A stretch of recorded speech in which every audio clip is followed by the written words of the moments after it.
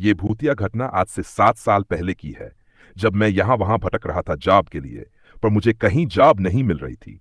मैं काफी परेशान हो गया था, समझ नहीं आ रहा था कि मैं क्या करूं। तभी अचानक मुझे एक कॉल आया। एक अजनबी आवाज ने कहा, भाई तुम्हें जॉब चाहिए था ना?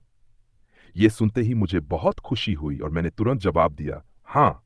उसने कहा, गार्ड का काम है, लेकिन नाइट ड्यूटी है।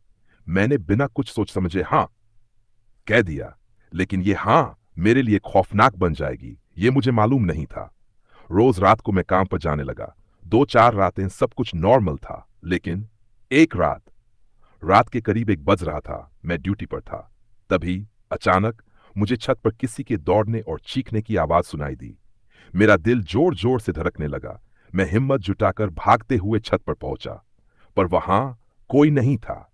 मैंने सोचा शायद ये मेरा वहम होगा। जैसे ही मैं नीचे जाने लगा, फिर से वही दौड़ने और चिल्लाने की आवाज। अब तो मेरा पूरा शरीर कांपने लगा। मैं फिर से छत पर गया और जो मैंने वहां देखा, मेरे होश उड़ गए। एक लड़की वो छत के कोने में खड़ी थी और रो रही थी।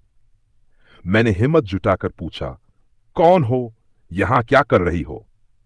इतना कहते ही नीचे कूद गई। मेरी आंखें फटी की फटी रह गई। मेरा दिल जोर जोर से धड़कने लगा। मैं भागते हुए नीचे पहुंचा। वहां कोई भी नहीं था। मेरा पूरा शरीर जम सा गया, सांस लेना मुश्किल हो गया।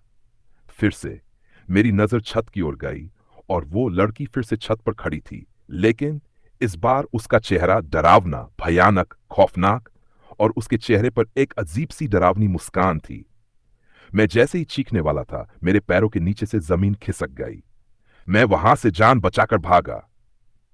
अगले दिन जब मैंने उस जगह के बारे में पता किया तो मालूम हुआ, कुछ साल पहले उसी घर में एक लड़की की हत्या हुई थी।